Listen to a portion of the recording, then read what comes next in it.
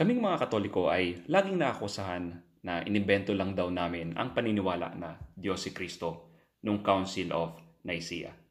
Pero ang totoo niyan, kabaligtaran ang nangyari sa konseho. Matagal nang naniniwala ang mga Kristiyano na Diyos si Kristo.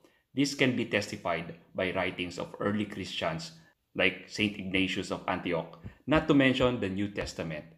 Isa sa verses nung tinawag ni Saint Thomas si Jesus na my Lord and my God. Sa Council of Nicaea ay may pari na nagngangalang Arius na challenge ang belief na Diyos si Kristo. Dito nang galing ang salitang Arianism.